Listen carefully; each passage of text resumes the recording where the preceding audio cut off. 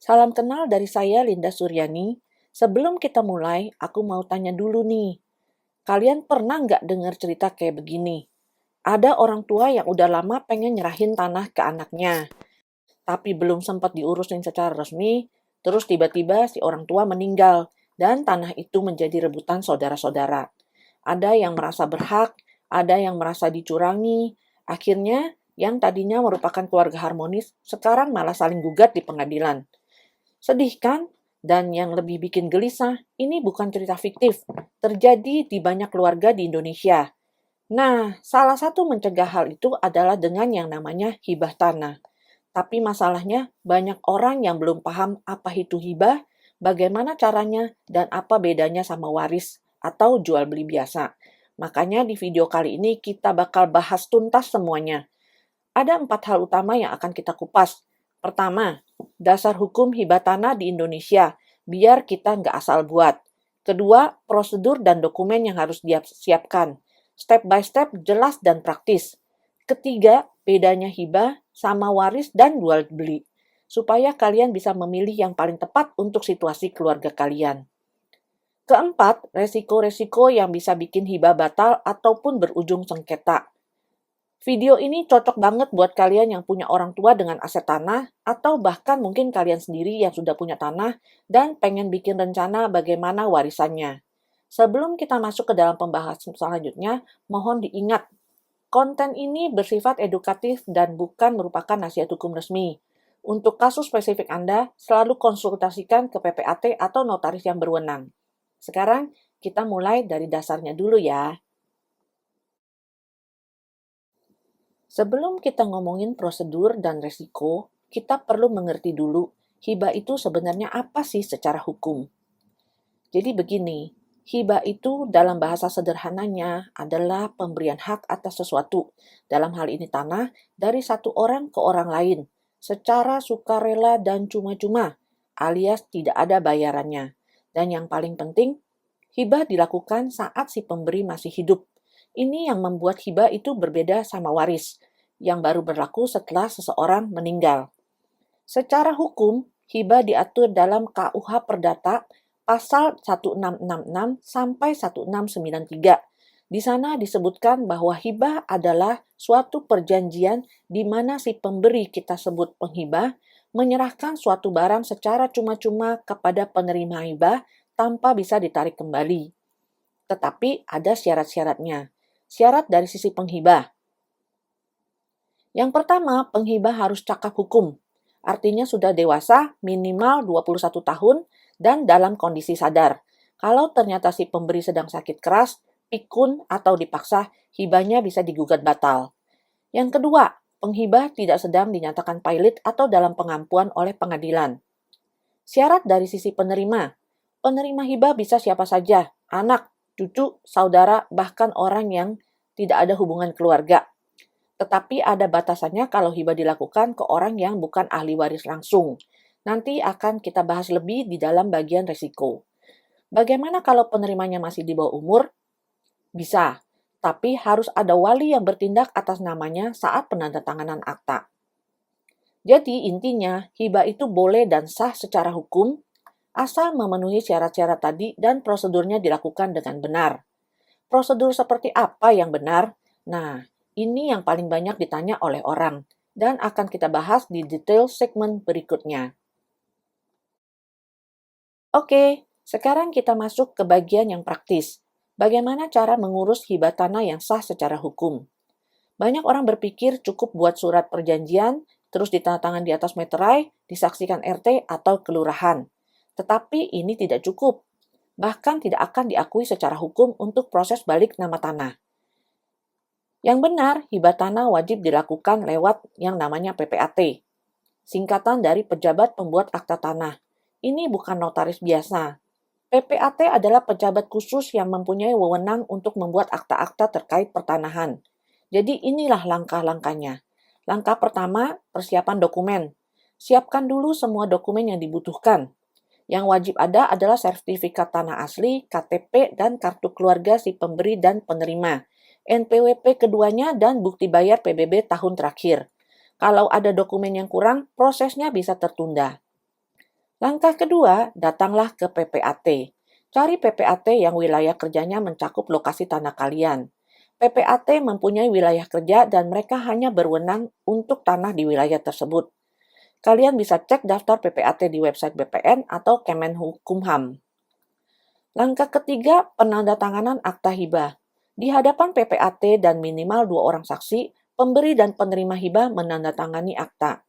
Keduanya harus hadir langsung dan tidak bisa diwakilkan, kecuali ada kondisi khusus dengan surat kuasa notarial. Langkah keempat, bayarlah pajaknya. Ada 2 pajak yang mungkin perlu dibayar. Pertama, BPHTB dari segi penerima, yaitu bea perolehan hak atas tanah dan bangunan. Nilainya 5% dari nilai tanah dikurangi nilai tidak kena pajak. Ada pengurangan khusus kalau penerima adalah keluarga inti. Kedua adalah PPH dari sisi pemberi. Tapi ini tergantung kondisi dan hubungan keluarga. Ada yang terkena, ada yang tidak. Langkah kelima, balik nama di PPN atau ATR. Setelah akta selesai dan pajak beres, segera urus balik nama sertifikat di BPN. Proses ini biasanya memakan waktu beberapa minggu sampai sebulan, tergantung antrian di kantor BPN setempat. Setelah sertifikat atas nama penerima keluar, hibah kalian resmi dan sah secara hukum. Tapi sebelum kalian memutuskan pakai jalur hibah, ada baiknya kalian tahu dulu perbedaan dengan jalur waris dan jual beli. Karena tidak selalu hibah itu pilihan yang terbaik, tergantung situasi kalian. Nah, ini bagian yang paling banyak orang bingung. Apa bedanya hibah, waris, dan jual beli? Dan yang mana yang paling cocok buat situasi kalian? Kita bandingkan dulu satu persatu ya. Pertama, dari sisi waktu berlakunya. Hibah berlaku saat pemberi masih hidup. Jadi begitu akta ditandatangani dan sertifikat sudah balik nama, tanah itu sudah resmi jadi pemilik penerima, tidak perlu menunggu apa-apa lagi. Waris, sebaliknya, baru berlaku setelah si pemilik meninggal dunia dan masih memerlukan proses hukum lagi seperti penetapan ahli waris, mungkin lewat pengadilan atau KUA. Jual beli berlaku saat transaksi terjadi, tapi ada uang yang harus berpindah tangan. Kalau nggak ada harga yang disepakati, secara hukum itu bukan jual beli yang sah. Kedua, soal biaya dan pajak. Hibah dan waris sama-sama tidak ada harga jual, tetapi pajaknya berbeda. Untuk hibah ke keluarga inti ada diskon BPHTB yang lumayan. Untuk waris langsung ke anak atau orang tua, BPHTB-nya bahkan bisa 0%. Inilah keuntungan terbesar waris dibanding hibah. Jual beli kena pajak penuh di kedua sisi, pembeli kena BPHTB 5%, penjual kena PPh 2,5% dari harga jual. Ketiga, soal kepastian hukum. Ini yang membuat hibah menarik. Kepastian hukumnya didapat lebih cepat. Kalau kita mau memastikan tanah ini jatuh ke si A dan bukan ke si B, hibah bisa langsung dilakukan sekarang di depan PPAT. Tidak perlu nunggu kejadian yang tidak diinginkan. Waris lebih rentan sengketa karena baru diproses setelah pemilik wafat. Kadang dokumen tidak lengkap atau ahli waris tidak setuju. Prosesnya bisa bertahun-tahun. Jadi kapan sebaliknya memilih hibah? Hibah paling cocok dilakukan kalau si pemilik tanah ingin memastikan siapa penerimanya selagi masih hidup dan ingin prosesnya selesai sekarang, bukan nanti. Misalnya orang tua yang ingin menyerahkan tanah ke salah satu anak karena alasan tertentu tanpa harus menunggu proses waris yang bisa diperdebatkan. Tetapi ingat, hibah juga memiliki resiko sendiri kalau tidak dilakukan dengan benar. Dan ini yang akan kita bahas di segmen berikutnya.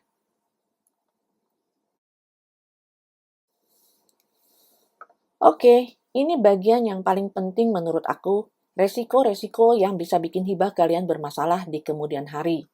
Bukan untuk menakut-nakuti, tetapi supaya kalian justru bisa menghindarinya. Resiko yang pertama, hibah digugat ahli waris lain. Ini yang paling sering terjadi. Jadi dalam hukum perdata ada yang namanya legitime porsi, yaitu bagian minimum yang wajib diterima oleh ahli waris langsung seperti anak kandung. Kalau ternyata hibah yang dilakukan sampai mengurangi atau menghapus bagian mereka, mereka bisa menggugat ke pengadilan. Contoh nyatanya ada seorang anak yang menghibahkan seluruh tanahnya ke anak sulung. 3 anak lainnya merasa dirugikan dan menggugat. Pengadilan bisa memutuskan hibah itu harus dikurangi secara proporsional. Resiko yang kedua, hibah dilakukan di bawah tekanan. Kalau bisa dibuktikan bahwa si pemberi dalam kondisi sakit keras, pikun, atau ada paksaan dari pihak tertentu, hibah itu bisa dinyatakan batal secara hukum. Jadi kondisi mental dan fisik si pemberi saat penandatanganan akta itu penting banget. Resiko ketiga, hibah tanpa PPAT. Ini yang paling banyak terjadi di dalam masyarakat. Orang membuat surat perjanjian sendiri, ditandatangani di atas meterai, disaksikan RT dan merasa cukup. Padahal tidak diakui. Ketika mau urus balik nama di BPN langsung ditolak, dan selama itu status tanah masih atas nama pemberi dan rentan dari klaim pihak lain. Resiko yang keempat, melanggar batas sepertiga untuk yang beragama Islam. Kalau total hibah melebihi sepertiga dari seluruh harta dan ahli waris lain tidak setuju, ini bisa digugat. Nah, bagaimana cara mencegah semua resiko ini? Pertama, selalu menggunakan PPAT resmi.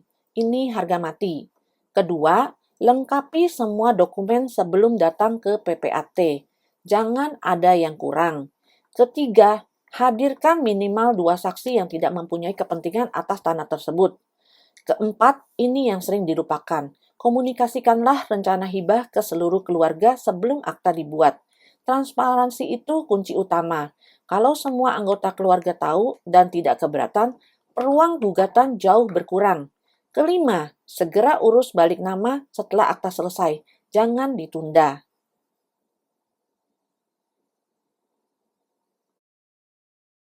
Oke, kita sudah sampai di penghujung video ini.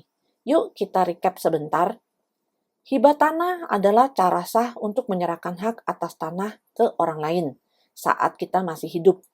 Supaya sah, wajib lewat PPAT, bukan sekedar surat bermaterai.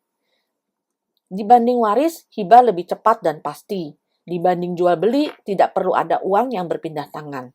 Tetapi, hibah juga memiliki resiko, terutama kalau melanggar hak waris keluarga lain atau prosedurnya tidak dijalankan dengan benar.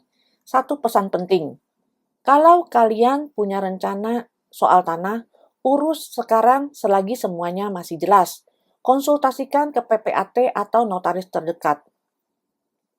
Lebih baik bayar sedikit sekarang daripada bayar banyak untuk biaya sengketa nanti. Kalau video ini bermanfaat, silahkan share ke anggota keluarga yang mungkin membutuhkan informasi ini.